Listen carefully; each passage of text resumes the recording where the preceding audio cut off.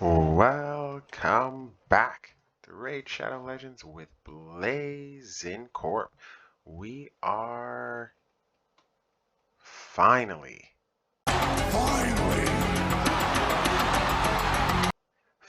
done the clan mission here. 100 million damage, nightmare difficulty, collect, receive boots, weapons, all that good stuff. And we finally got Arbiter. Yes, yes, yes. This is fantastic. We've started on our way to Ramanatu Drake's Blood here, so yeah, that should be interesting. There we'll kind of break him down in another video there, but today, because we've got an Arbiter and in kind of remembrance of our Arbiter, since she is going to drastically change she's a game changer for my arena team. Now I have a true speed lead. We're going to go through game changers on my account and how they came about, how they changed my account next.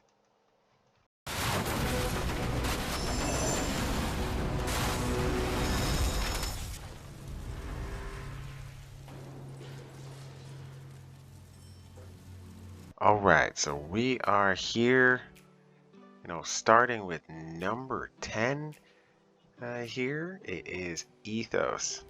Ethos, massive game changer for me. He was my second pull for a legendary character. I believe he definitely came from Void Shards. But yeah, he came pretty early on here after Blood Gorged, who was my first legendary champion. Ethos changed my account because I could bring him, in everywhere, which was nice. He's my campaign farmer right now. He's consistent 7 to 18 second, depends on who he's running with on that end. And then obviously I can bring him in as a void nuker for any kind of progression that I end up running into. Don't really end up using him anymore in any other content. He would be, well, he is, if I built him correctly with the right gear, he would be really good for arena as a nuker. So do take that into account. He could be used there, but I really just use him now for campaign and kind of building out champions. So he's used quite a bit. Now, why do I still have... Actually, he was using my clan boss team for a long time before I got some of the nukers that I have now and the more synergized team for damage mitigation that I have now. So that's why he's still in toxic gear. But the toxic gear is kind of outfitted properly, so never really felt the need to take him out of it there, because I'm not really using him anywhere else other than here. But he's got some pretty good pieces on.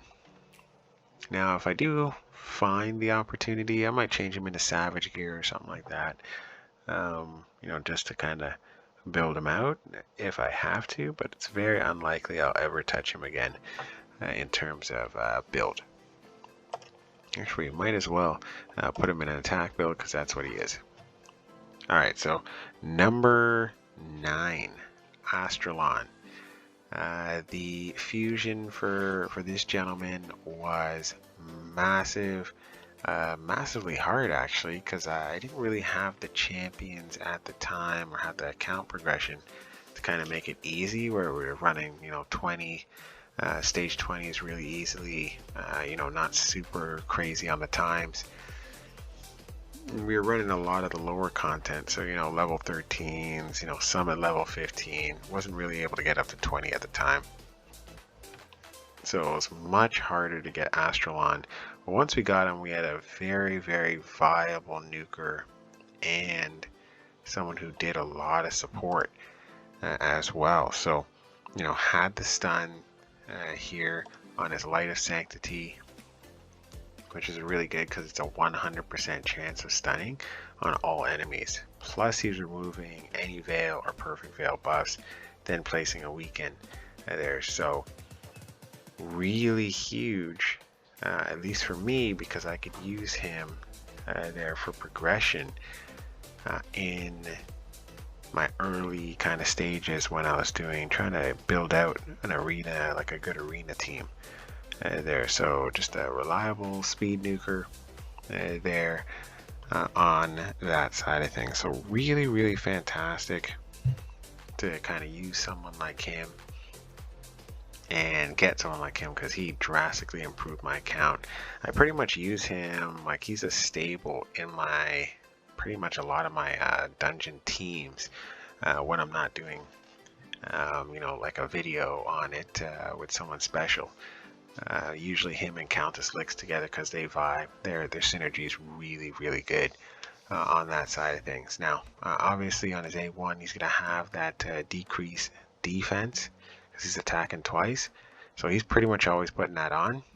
And then Countess Licks is teaming up with him, which is massive. So she's always attacking with him. So that's a lot of damage being pumped out by this gentleman here. And then last but not least, he does ignore, at least on this one, increased defense, strength, and ally protection buffs, which is huge. Obviously, you know, he can be like you've seen some videos if you watch my videos where he actually picks up people when they die if he happens to be the only reviver on the team. So he's got a wide-ranging kit and a very potent kit, which is nice, because he like kind of touches kind of everything you'd want, you know, shields, ignoring all kinds of good stuff there, as well as you know, reviving, plus stunning and controlling adds, plus putting out debuffs. So really hard to build, but once you're able to build him, you know, nice and speedy, lots of accuracy, and a lot of attack, you know, he is really, really good. Like, I don't even have him built fully for endgame. Like, when he is like fully built out, one thing I'd want to do is, you know, get this up, attack up to 5,000, or even just leave it where it is at 35. I believe he's at 38 there, but get this up to around like 250 in terms of crit damage, and his accuracy up to about 300 to 350 would be nice, and then he's going to be rolling. Also getting his defense up to around 2,500 and his health points up to around that 40,000 mark, so he can take a hit. Right now he's not really able to take a hit. He goes down a little easy, but he's controlling the ad so well that I never really have to worry about that, especially if you bring him in with Countess Licks. Now, number 8, and I don't know why I put her so low here. Where is she on here? Wait, what? Where is she? Where are you? Where are you? Where are you? Oh, is she not here? Is she in the vault? Oh, well, I guess she's in the vault there. So we've got Madame Serious. Once I got her, she's the most reliable buff stripper and debuffer in the game. She is a legendary and an epic skin. She is fantastic at all levels. Obviously, I could have her better geared, absolutely, but she is still kind of fantastically geared as is. You know, 302 accuracy, you know, almost 50,000 health points, tons of defense, and she puts a shield on herself with every turn. She definitely allowed me to, you know, not have to worry about, you know, was I going to bring Stag Knight into one place and then, you know, Duck the Pierce into another. I could just bring her in regardless of the content, because she had no natural enemies there or anyone she was weak against. So this was huge, game changing for me. Literally, she's you know, an arena queen. I use her in every single arena composition that I put together, and she's fantastic. So, and she synergizes with everybody with her kit. You kind of can't go wrong if you get Madame Siri. She's a game changing champion, 100% on that side of things. Now another one, and this is kind of, they're kind of in the same boat. I don't use him as much anymore. Number 7 here, um, at least in every part of the game, but he was good at the time they got him for every part of the game, or at least I tried to make him part of every part of the game. But now he's kind of like a specialist here. So he kind of specializes in spider, at least for me. Here he's the guy who dragged my team all the way to spider 20 without a doubt. Lightning storm attacks all enemies, 50% chance, placing a stun debuff for 1 turn. Places a shield debuff, shield buff on all allies for 3 turns equal to 25% of damage inflicted. Here, the only way he could be better is if this was 25% of his overall health, but or 25% of like whatever his main status, like it is for Valkyrie. Is that right? Yeah, for Valkyrie, where it's based on her defense. So still great, but obviously doesn't help him versus just one-on-one via bosses. But any other place, and he's fantastic if he's got multiple adds. So super huge on that end. But he's definitely dragged me through some content there before I had, some of the better champions here who we're going to discuss down the line. But thank you very much, Miss Creative Monster, for coming onto my team, coming into the life, and making us great. So thumbs up to you. Now, number 6, and this is kind of it's not a controversial one, at least for me here. Like I rather like this guy. I never really. He's very specialized though in terms of Royal Guard. Okay, so in terms of specialization, let's get out of here. He's my first enemy max HP guy here. He's the only one I've built out to date. Like I have just gotten a Cold Heart, but at this point, like enemy max HP is kind of being nerfed there, so I don't really feel the need to build her out like immediately, like I would have if Almighty Persistence and Almighty Strength weren't around anymore, or weren't around, but they are now, and so it's kind of making me take a different tact, more sustainability here. But he is a fantastic champion for anything up to level 20 dungeons and some of the old school bosses when they didn't have Almighty Persistence there in the Doom Tower. Now, his beauty is that he can do this takedown move, damage increase according to enemy max HP, and he does it on all enemies. So he's a killer. Their only way I could kind of get through a spider is by having him on the team along with Miss Creative Monster. So he's definitely an attack build there if you've ever seen one. One way to kind of get him into endgame would be jack up his attack into that 4,000 or 5,000 range there, make him a little faster into the 200 range, and then kind of keep his crit damage where it is. Puff it up a little bit more if you can, but it's kind of good where it is, and just go from there. But yeah, otherwise, definitely a game changer for me here. But yes, he is very specialized. But you should, if you're early game, you get this guy, you build him out. Build him out kind of how it's set up here, and you will do fabulously. He will progress your account without a doubt. Now, number 5 here is someone who I didn't get till, I shouldn't say this is recently, but the last couple months here. But he's a game changer for me for sure. He definitely progressed my account inside the Doom Tower quite a bit here because I was able to outfit Deacon Armstrong in a stun set.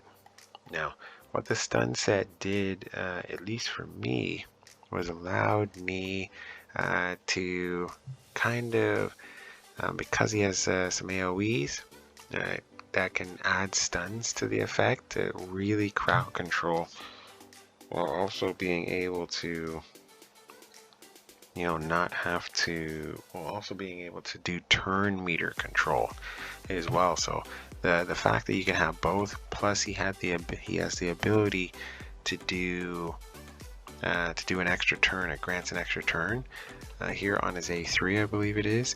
Yep, on his A3, so it grants an extra turn, plus it's speeding up everybody while decreasing the speed or decreasing the turn meter in this case of all the adds that you're facing. So he was huge there, and then the speed in all battles by 19%. You can't go wrong here. He's definitely someone who you should use there, and it's got the leech going as well on his A1. So yeah, if you get him, build him out. He's fantastic. He's S tier. He's legendary in epic skin pretty much on that side of things. So you can't be wrong with him. That is for sure. Now on to number 4. Now, main thing to know here, and I always talk about this guy, he's pretty much in every single one of my teams.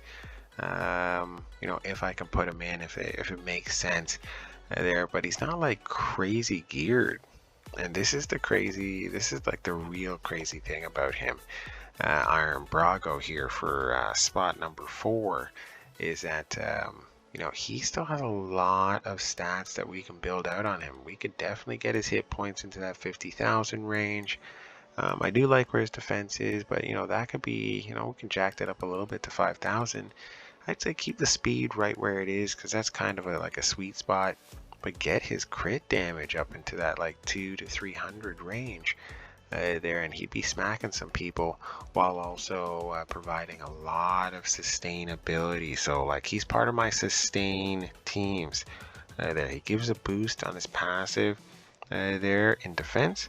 He's very tanky there, so he can take a hit and keep on ticking, but he's also like can nuke there. So it's just a really beautiful build.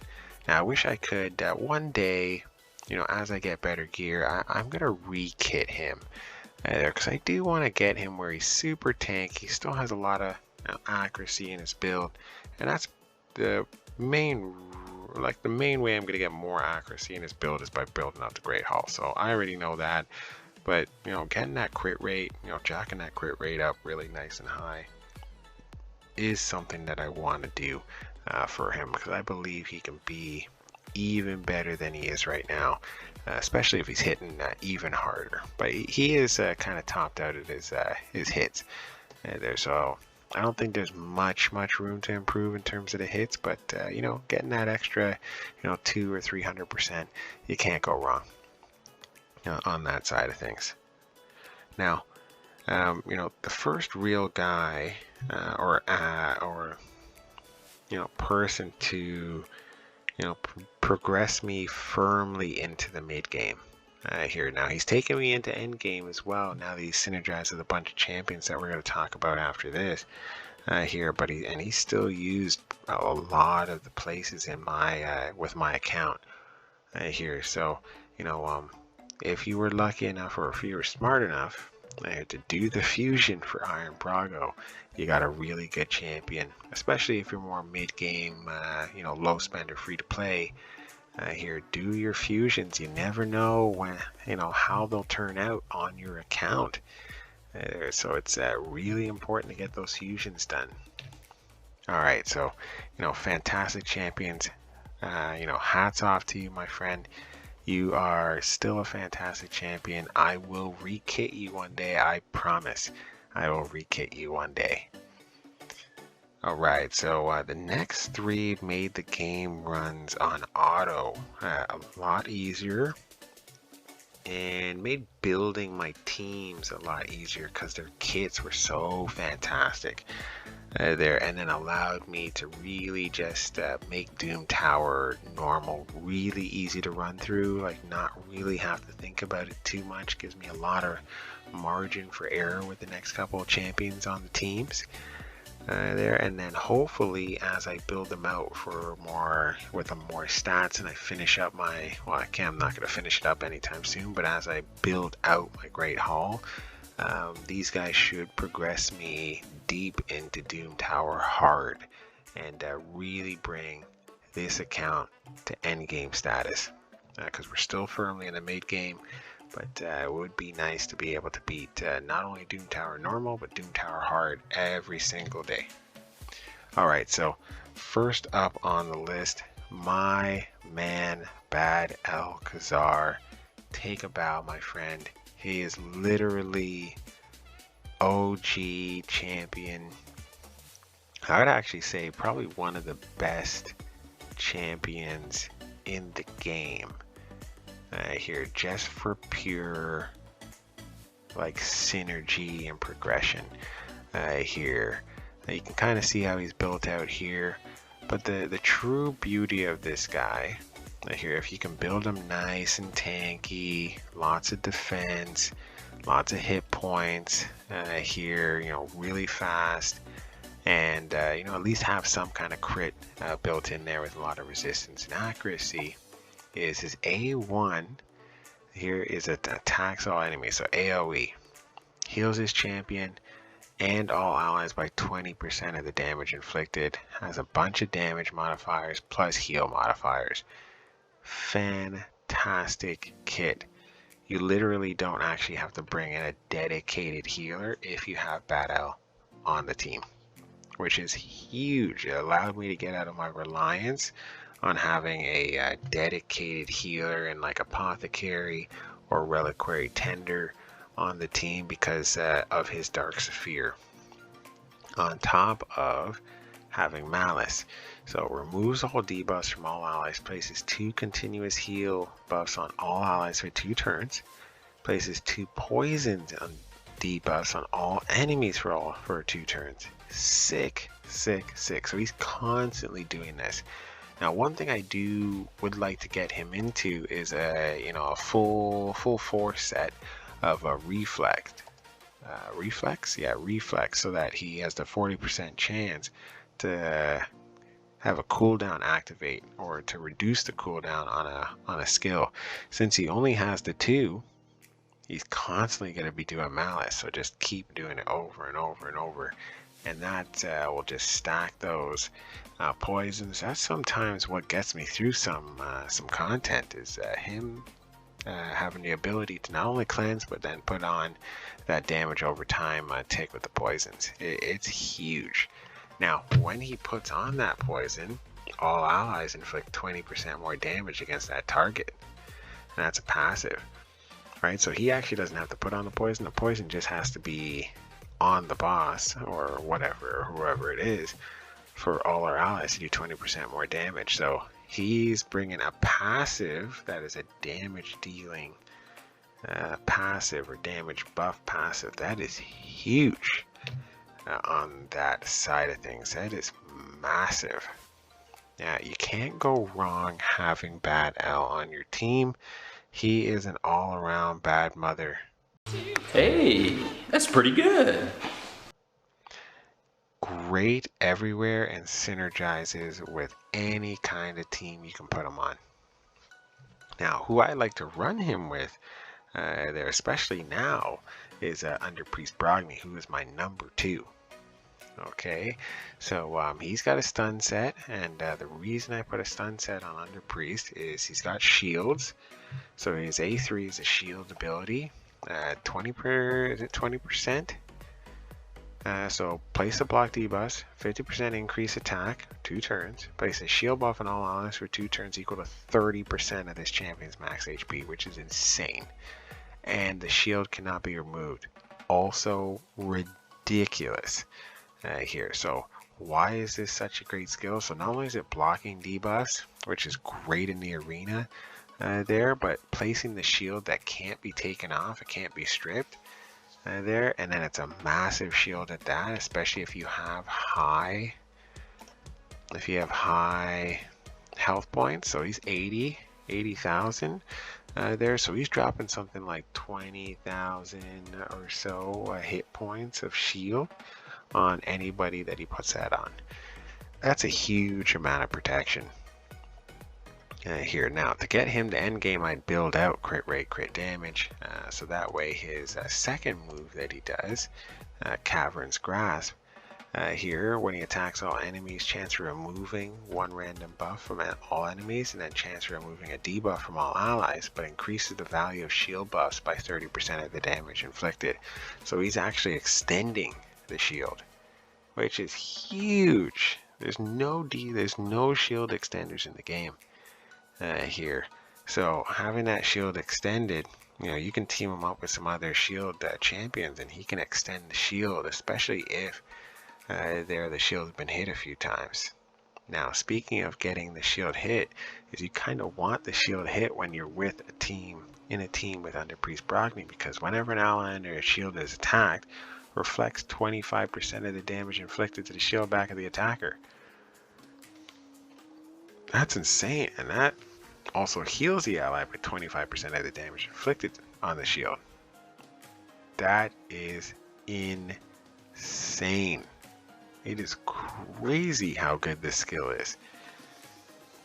Here, I've used this skill to kind of rise up the ranks in Arena.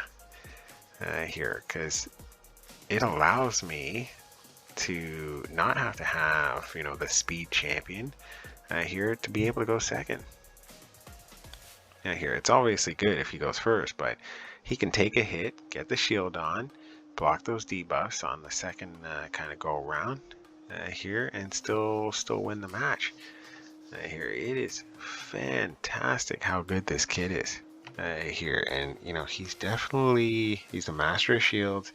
Having the heals, the debuffs, the shield extender. He's great in every single part of the game. I can bring him into any content in the game and he will do fine because of the way his kit's set up. Here, so that's huge, and he's definitely an end game champion. I can bring him, like I plan to have him, properly kitted out, get his accuracy on point, get his crit damage and his crit rate on point. There, and then push him through Doom Tower hard. I think he's going to be the one that's really going to progress the account the most of all the champions that I have here, with the exception of number 1, who is, and you guys know who it is, it's my precious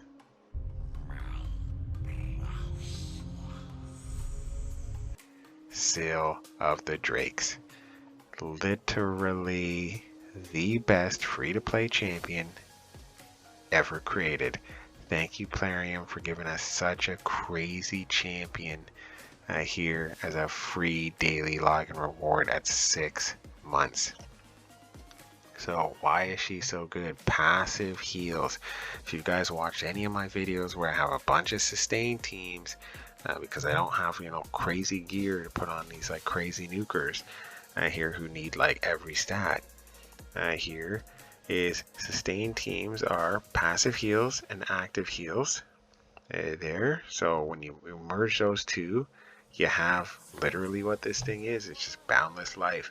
Heals all allies by 10% of their max HP at the start of each turn. Also place a 30% increased speed buff on a random ally for 2 turns. When you pair her up, especially in a Doom Tower with Doom Priest, they're doing about 17.5, pretty much every rotation, which is massive here in terms of the heals.